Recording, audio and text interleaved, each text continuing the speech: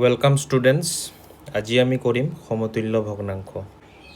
এইবোৰ চোৱাৰ আগত এই স্লাইডটো লৈ চোৱা, যোনটো মই বনাইছোঁ। সমতুল্য ভগ্নাংশ আমি এটা আয়তকাৰ ল'লোঁ।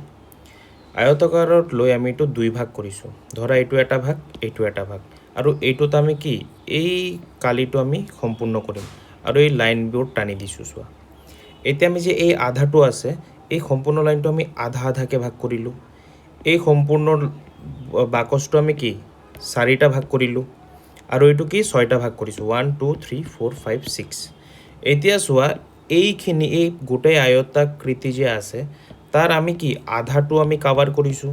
আৰু এতিয়া আমি ইয়াৰ পৰা কি গম পাম যে যদি আমি এই ইয়াৰ যদি আমি দুই ভাগ কৰোঁ, তাৰ এক ভাগ বা চাৰি ভাগ কৰিলে তাৰ দুই ভাগ, আৰু ছয় ভাগ কৰিলে তাৰ তিনি ভাগ কি সেম হ'ব। সংখ্যা কি ইয়াতে চোৱা কি লিখিছে, বেলেগ বেলেগ সংখ্যা কিন্তু মানবোৰ সমান। এইটো কি আধা সমান সমান চাৰি ভাগৰ দুই সমান সমান ছয় ভাগৰ তিনি। তে এইটো কি আমাৰ সমান হ'ব। এইটোৱে কি সমতুল্য ভগ্নাংশ। এতিয়া চাওক, কিতাপত আৰু এটা এক্সাম্পল দিছে। চোৱা, বৃত্তাকাৰ লৈ লৈছে। বৃত্তাকাৰবোৰ কি কৰিছে, প্ৰথমতে দুই ভাগ কৰিছে, এক ভাগ দুই ভাগ। এতিয়া কি কৰিছে, চাৰি ভাগ কৰিছে। এতিয়া কিমান 1 2 3 4 5 6 7 8, এইটো কৰিছে 8 ভাগ। এইটো কিমান কৰিছে 1 2 3 4 5 6 7 8 9 10 11 12 13 14 15 16। তে আমি ইয়াতে কি ক'ম, 16ৰ আধা এইটো কাভাৰ কৰিলে, 16 ভাগৰ 8 ভাগ গ'ল। আৰু এইটো কিমান আছিলে, আমি এইটো 8 ভাগ কৰিছোঁ। 8 ভাগৰ কিমান ভাগ 1 2 3 চাৰিটা দাগ দিয়া আছে। ইয়াতে চাৰি ভাগৰ কিমানটা দাগ দিয়া আছে, দুইটা ভাগ দিয়া আছে। আৰু এইটো দুই ভাগৰ এটা দাগ দিয়া আছে। আৰু এই সকলোবোৰ চোৱা আধা আধা কালিটো আৱৰি আছে। মানে গোটেই বৃত্তকেইটা আমি যিমানেই ভাগ কৰোঁ, কিন্তু আমি আধাই এইটো ৰং কৰিছোঁ। তাৰ মানে এতিয়া ইয়াতে আমাক কি কৈছে চোৱা, চিত্ৰ 1ত আচ্ছাদিত অংশৰ সম্বন্ধিত ভগ্নাংশটো কি আধা আমি লিখিলোঁ 2 ভাগৰ 1। তাৰপিছত চিত্ৰ 2ত আচ্ছাদিত অংশৰ সম্বন্ধিত কি 4 ভাগৰ 2।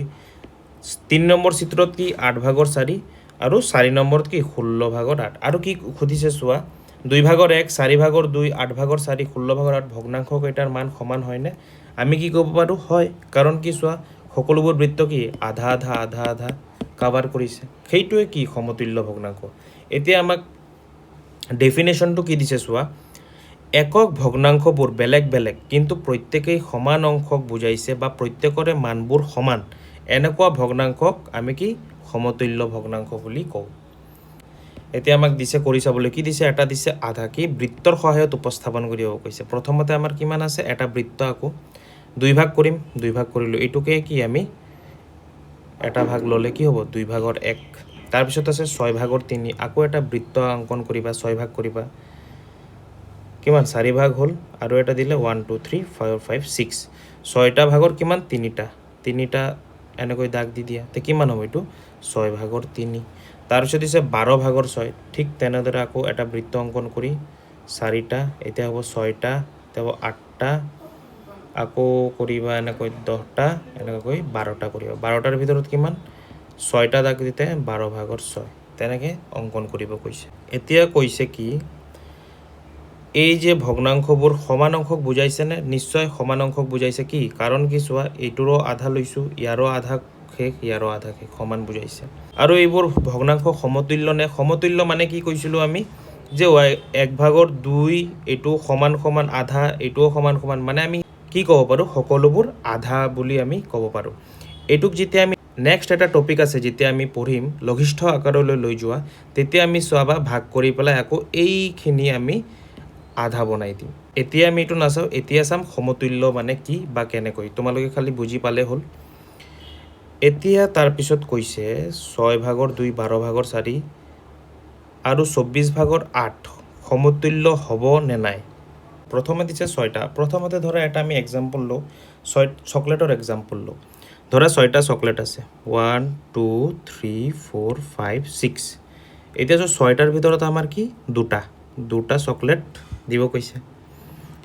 ওপৰত লিখোঁ, 6টাৰ ভিতৰত কি দুটা চকলেট আমাক এই লৈছোঁ। এতিয়া চোৱা যদি আমি 6টা কৰোঁ 12টা মানে কি এইবোৰ যদি আমি দুই ভাগ কৰোঁ 12টা হৈ যাব 12টা হ'লে ইয়াত কিমানটা হ'ল এতিয়া টোটেল ইয়াত কিমানটা হ'ল চোৱা 1 2 3 4 তাৰ মানে এতিয়া কিমানটা হ'ব ইয়াতে 4টা হৈ যাব তাৰ মানে টোটেল 12টা আছে 12টাৰ ভিতৰত 4টা ইয়াত টোটেল কিমানটা আছিলে 6টা আছিলে 6টাৰ পৰা 2টা ইয়াত 12টাৰ পৰা এইটো হ'ল এতিয়া আমাক কৈছে 24 মানে কি 12টাক আৰু আধা কৰিম এতিয়া 12টাক আৰু আধা কৰা 12টাক আধা কৰিলে কিমানটা হ'ব এতিয়া গন্তি কৰাচোন 1 2 3 4 আৰু ইয়াতে কিমানটা আছে 4টা কৰি 6টা আছে মানে 24টা হ'ল এতিয়া টোটেল কিমান আছে নতুনকৈ এতিয়া আমাৰ ওলাইছে 24টা আৰু 24টা চোৱা ইয়াতে চোৱা কিমানটা হ'ব 1 2 3 4 5 6 7 8 মানে 24টাৰ 8টা আকৌ আমি ইয়াতে পাম মানে এই দুটা ঘৰতে আমাৰ কি যেতিয়া যিমানে বাঢ়ি থাকিব সেম আমাৰ এই দুটাৰ ভিতৰতে ইয়াতে প্ৰথমতে 2টা থাকিলে পিছত 4টা হ'ল পিছত 8টা হ'ল সেইকাৰণে আমি কি ক'ব পাৰোঁ সমতুল্য ভগ্নাংশ মানে যোনটো এৰিয়া আছে যদি আমি এইটো সব ভাগ কৰোঁতে আমাৰ কিমান ইমানখিনিয়ে আমি চকলেট দিব লাগিব এতিয়া কি কৈছে 4/3টাৰ সমতুল্য ভগ্নাংশ লিখা চোৱা ইমানখিনি আমি এইটো নকৰি যোনটো আমাক সহজ পদ্ধতি আছে তাক কৰিম চোৱা সমতুল্য ভগ্নাংশৰ পঠন ইয়াতে এইটো দিছে ভগ্নাংশবোৰক এই ভগ্নাংশৰ তলত দিয়া ধৰণে পাব পাৰোঁ 1/2 ভগ্নাংশৰ পৰা তলত দিয়া ধৰণে পাব পাৰোঁ চোৱা যদি 1/2 বা 2/1 লগত যদি আমি 2 পূৰণ কৰোঁ 4/2 পাইছোঁ যদি 4 পূৰণ কৰোঁ এইটো পাইছোঁ তেমান মানে কি আমি এনেকুৱা যিকোনো সংখ্যা এটা ল'ম তাক আমি হৰ আৰু লবৰ লগত পূৰণ কৰি দিম সমতুল্য ভগ্নাংশ পাই যাম তে আমাক কুৱেশ্যন কি দিছে 3/4 দিছে তে 3/4টো কৰি চাওঁ 3/4 দিছে আৰু সমতুল্য ভগ্নাংশ ওলাবলৈ কি কৰিম আমি যিকোনো সংখ্যা তুমি হৰ আৰু লবৰ লগত পূৰণ কৰিবা ধৰা আমি 2 কৰিম তলত কৰিলে ওপৰতো কৰিম 2 3 2 6 4 2 8 এতিয়া কৰা 3/4 ইনটু 3 কৰা তে কি হ'ব এতিয়া 12 হ'ব 3 4 12 আৰু 3 3 9 তাৰ মানে কি 3/4 তাৰপিছতে 6/8 9/12 আৰু এটা কৰিব পাৰা 3/4 লগত যদি আমি 5 মাল্টিপ্লাই কৰোঁ তে আমাৰ কিমান হ'ব 4 5 গুণ ইফালে হ'ব 20 ওপৰত হ'ব 15 এইবোৰ কি সকলোবোৰ সমতুল্য হ'ব এইবোৰক কি ক'ম সমতুল্য ভগ্নাংশ বুলি ক'ম ঠিক তেনেকৈ তোমালোকে সমতুল্য ভগ্নাংশ উলিয়াব পাৰা আৰু এটা চোৱা পদ্ধতি এতিয়া আমি তোমালোকক যোনটো চকলেটৰ সহায়ত মই বুজাইছোঁ এইটো চোৱা তোমালোকে হৰণ কৰিব পাৰা ধৰা 2/6 আছে 2/6ক এনেকুৱা এটা সংখ্যাৰে হৰণ কৰা যাতে তোমাৰ ইয়াক আমি আৰু কমাব পাৰোঁ এইটো লঘিষ্ঠ ভগ্নাংশলৈ নিয়াত আমি কৰিম এতিয়া থাকক এইটো এতিয়া আমি 7.10টো সমাধান কৰিলোঁ অলৰেডি এতিয়া আমি কৰিম সমতুল্য ভগ্নাংশৰ পঠন এইটোৱে সেম এইবোৰক আমি তলত দিয়া ধৰণে পাব পাৰোঁ 2/4 4/8 8/16 পাবৰ বাবে আমি কি কৰিম যোনটো হাফ আছে 1/2 লগত লব আৰু হৰ লগত ক্ৰমান্বয়ে 2 4 8 পূৰণ কৰিব লাগিব এই ক্ষেত্ৰত ভগ্নাংশৰ মান সলনি নহয় ভগ্নাংশৰ মান কি সলনি নহ'ব সংখ্যাবোৰ গতিকে এইবোৰ কি সমতুল্য ভগ্নাংশ এতিয়া 2/3ৰ সমতুল্য ভগ্নাংশ কেইটামান বিচাৰি ওলাই এই কুৱেশ্যনটোৱে এনসাৰ কৰি দিছে আমি কৰিছোঁ প্ৰথমতে 2 কৰিছোঁ প্ৰথমতে 3 পিছত 4 এইবোৰ পূৰণ কৰি আমি এইখিনি ভগ্নাংশবোৰ পাই গৈছোঁ এতিয়া আমি কৰিম কি 7.11টো কৰিম কৈছে কি তলৰ ভগ্নাংশবোৰ তিনিটাকৈ সমতুল্য ভগ্নাংশ উলিওৱা এইমাত্ৰ কৰিলোঁ 3/5 আছে 3/5ক আমি কি কৰিম এইটো চোৱা প্ৰথমতে 2 দি পূৰণ কৰিম তাৰপিছত 3/5ক আমি 3 দি পূৰণ কৰিম তাৰপিছত 3/5ক আমি 4 দি পূৰণ কৰিম যিকোনো সংখ্যা তোমালোকে 5 দিও কৰিব পাৰা 8 দিও কৰিব পাৰা তোমালোকৰ যি সুবিধা সেইবোৰ আটাইবোৰ সমতুল্যই হ'ব তে এতিয়া কৰি দিয়া তলত 5 2 10 ওপৰত 3 2 6 5 3 15 আৰু 3 3 9 আৰু ইফালে হ'ব তোমাৰ 12 ইফালে হ'ব 20 এইবোৰ আটাইবোৰ কি এই আটাইবোৰ সমতুল্য ভগ্নাংশ হ'ব তিনিটা কৈছে সেইকাৰণে আমি তিনিটা উলিয়াই দিছোঁ সেম তোমালোকে এইবোৰ কৰিবা 5/8 আছে এইটো সব একে মই আকৌ কৰিব নাযাওঁ তোমালোকে ঘৰত প্ৰেক্টিছ কৰিবা এইখিনি এতিয়া আমি পাম ভগ্নাংশৰ লঘিষ্ঠ আকাৰ চোৱা কি কৈছে লঘিষ্ঠ আকাৰ কাক কয় চোৱা এটা ভগ্নাংশক লঘিষ্ঠ আকাৰত থকা বুলি কোৱা হয় যেতিয়া ইয়াৰ লব আৰু হৰৰ সাধাৰণ উৎপাদক এক হয়। ধৰা এতিয়া আমাৰ এক্সাম্পল দিছে ইয়াত কিবা মই শ্লাইডত যোনটো লৈছোঁ সেইটো চোৱা কি কৈছে 6 আছে ওপৰত 12 আছে তলত। এতিয়া আমি এনেকুৱা এটা সংখ্যাৰ লগত ভাগ কৰিম যাতে এইটো ভাগ হৈ গৈ থাকে। তোমাৰ ইয়াতে ডাইৰেক্টলি 6 দি কৰি দিছোঁ আমি কাৰণ গম পাওঁ 6 দি দুটাই যাব। যদি আমি 6 দি ভাগ কৰোঁ তেনেহ'লে আমি কি পাম ওপৰত পাম 6 আৰু 6 ভাগ কৰিলে 1 12ক 6 বাৰে 2 বাৰ যায়। এতিয়া চোৱা 1ৰ আমি যদি উৎপাদক উলিয়াওঁ আৰু 2ৰ যদি উৎপাদক উলিয়াওঁ 1 কি 1 × 1 2ৰ উৎপাদক আমি এইটো কৰিলে কিমান 2 × 1 হয়। তে দুটাৰ সাধাৰণ উৎপাদক কি হ'ব অনলি 1, সেইবোৰক কি কয় লঘিষ্ঠ আকাৰ বুলি কোৱা হয়। তে আমাৰ এতিয়াৰ পৰা আমি সকলো ভগ্নাংশবোৰ লঘিষ্ঠ আকাৰলৈ লৈ যাব চেষ্টা কৰিম। যেতিয়া এই কুৱেশ্যনটোও চোৱা এই কুৱেশ্যনটো আমি কিমান ইজিলি কৰিব পাৰোঁ লঘিষ্ঠ আকাৰত নি। ধৰা এতিয়া 2/6 আছে ডিভাইড আমি যদি কি 2 দি যাব 2 দি কৰোঁ ইয়াতো 2 দি কৰোঁ তে আমি কিমান পাম ওপৰত 1 পাম তলত 3 পাম। চেম 1/3 পালোঁ। আকৌ চোৱা 4/12 আছে 4/12ক আমি কি কৰিম কি দি যাব 4 দি দুটাই যাব 4 দি যাব এইটোও 4 দি যাব কাৰণ কি 4 4 দি গ'লে 1 আৰু 4 3 × 12 3 চেম ওলালেনে। তাৰপিছত কি আছে 8/24 কি 8 দি যাব তলৰটো 8 দি যাব কিমান যাব 1/3 তাৰপিছত 1/3 1/3 1/3 সকলোবোৰ সমান হৈ গ'ল। এইবোৰে কি কয় সমতুল্য ক'ব। যেতিয়া আমি লঘিষ্ঠ আকাৰত নিম চাবা সদায় চেম আমি ভগ্নাংশ পাম। ঠিক তেনেকৈ আমি সমতুল্য ভগ্নাংশ উলিয়াব পাৰোঁ। এতিয়া চোৱা কিতাপত কি উদাহৰণ দিছে। কিতাপত উদাহৰণ দিছে 24/36। এতিয়া প্ৰথমতে কি কৰিছে লাহে লাহে ষ্টেপ বাই ষ্টেপ কৰিছে। 24/36 আমি ডাইৰেক্টলি যদি কৰিব নোৱাৰোঁ যদি 12ৰ তোমালোকে 12ৰ যদি নেওতা গম পালা হয় তোমালোকে ইজিলি কৰিব পাৰিবা। কিন্তু আমি ষ্টেপ বাই ষ্টেপ কৰিম। চাই আছোঁ দুটাও কি 2 দি ভাগ যায় 2 দি ভাগ কৰিলোঁ। 2 দি ভাগ কৰাৰ পিছত কিমান যাব চোৱা 2 দি 12 বাৰ যাব আৰু 2 দি কিমান বাৰ যাব 18 বাৰ যাব। আকৌ যাব 2 দি ভাগ আকৌ 2 দি ভাগ কৰা 2 দি আকৌ ভাগ কৰিলোঁ। এইটো আমি লঘিষ্ঠ আকাৰত নি গৈ আছোঁ যাতে আমি ভাগ কৰি কৰি কৰি কৰি এনেকুৱা পাম য'ত আমি সাধাৰণ উৎপাদক পাম। ধৰা 2 × 1 3 × 1 এইবোৰ কি এটাই সাধাৰণ উৎপাদক তেনেকুৱা আমি উলিয়াম। আকৌ যাম কিমান বাৰ যাব 12ক 2 দি ভাগ কৰিলে 6 টাইমছ আৰু ইয়াক কৰিলে 9 টাইমছ। তাৰপিছত আকৌ যাব কি দি যাব চোৱাচোন দুটাই 3 দি যাব 3 দি আকৌ ভাগ কৰা 3 দি যেতিয়া ভাগ কৰিম ওপৰত থাকিব 2 তলত থাকিব কি 3 3 × 9।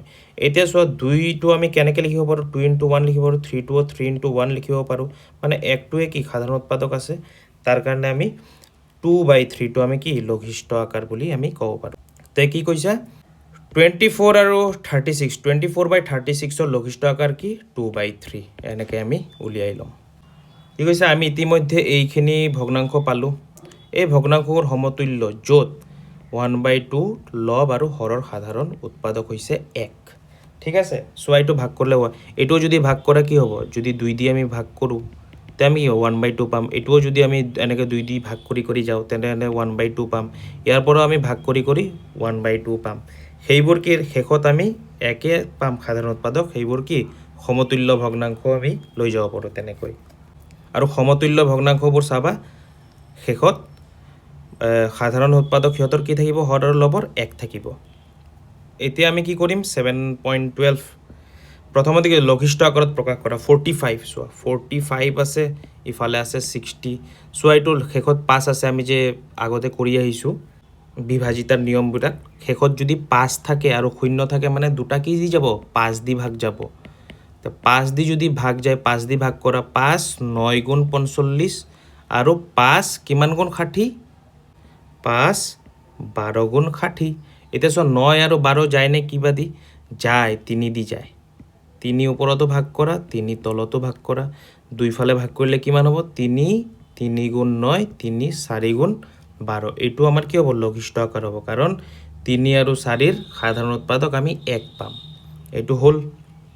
এতিয়া আমি 5 নম্বৰ ডাঙৰটো কৰোঁ 120 আৰু ইফালে 465 চোৱাচোন শেষত 0 আছে ইয়াতে 5 আছে মানে 5 দি ভাগ যাব 5 দি ভাগ কৰি লোৱা। তোমালোকে যদি ডাইৰেক্টলি ভাগ কৰিব নোৱাৰা এনেকৈও কৰিব পাৰা ইফালে 120 বহাবা ইফালে 5 বহাবা তাৰপিছত 5 2 × 10 থাকিব কিমান 2 0 5 4 গুণ 20 তেনেকৈ কৰিব পাৰিবা আৰু ডাইৰেক্টলি উলিয়াই দিব 24 আৰু 5 দি পেলাই ইয়াক কিমান ভাগ কৰিব পাৰিবা 5 দি পেলাই ইয়াকো ভাগ কৰিব পাৰিবা মই ডাইৰেক্টলি কৰি আছোঁ যোৱা 5 9 গুণ 45 5 9 গুণ 45 থাকিব 1 যেতিয়া 1 থাকিব তাৰপিছত আমি কি কৰিম ইফালে গৈ হ'ব 15 5 3 গুণ 15 মানে 93 এতিয়া চোৱা মই যদি এনেকৈ ভাগ কৰি উলিয়াই দিওঁ 4 6 5 হা 5 দি পূৰণ কৰিম 5 9 গুণ 45 থাকিব কিমান 1 15 আৰু কিমান হ'ব 5 3 গুণ 15 হৈছে 93 উলিয়াই দিছোঁ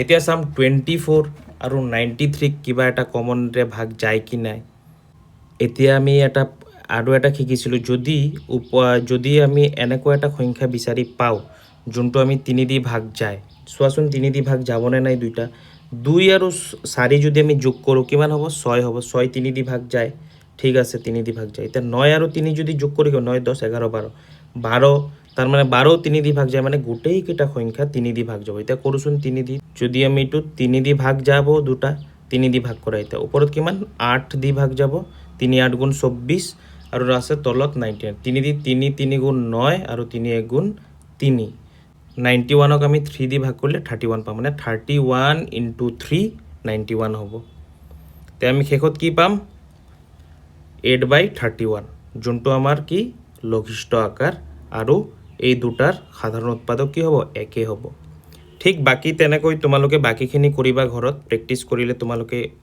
সহজে পাৰিবা আৰু এনেকৈ ভাগ কৰি তোমালোকে লঘিষ্ঠ আকাৰত লৈ যাবা এতিয়া আমি আজি কি বুজিলোঁ লঘিষ্ঠ আকাৰত নিয়া আৰু এই লঘিষ্ঠ আকাৰত নিয়াৰ পদ্ধতি দি আমি সমতুল্য ভগ্নাংশ উলিয়াবও পাৰিম আৰু সমতুল্য ভগ্নাংশ সমাধানো কৰিব পাৰিম সমতুল্য হয় নে নাই যদি আমি ভাগ কৰি সেম যদি ভগ্নাংশ পাওঁ সেইটো সমতুল্য হ'ব আৰু যদি সমতুল্য ভগ্নাংশ উলিয়াবগৈ কি কৰিম যোনটো ভগ্নাংশ দিব তাৰ লব আৰু হৰৰ লগত সেম সংখ্যা পূৰণ কৰি দিবা যিকোনো হয়তো 2 হয়তো 3 হয়তো 4 ঠিক তেনেদৰে কৰি তোমালোকে উলিয়াব পাৰিবা আজি ইমানখিনিতে আমি সামৰণি মাৰিছোঁ নেক্সট ভিডিঅ'ত আকৌ লগ পাম তোমালোকে মোৰ ডিছক্ৰিপশ্যনৰ পৰা টেলিগ্ৰামত জইন কৰি ল'বা পিডিএফবোৰ পাবলৈ আৰু ভিডিঅ'টো ফ্ৰেণ্ডৰ সৈতে শ্বেয়াৰ কৰি দিবা গড ব্লেছ ইউ ষ্টুডেণ্টছ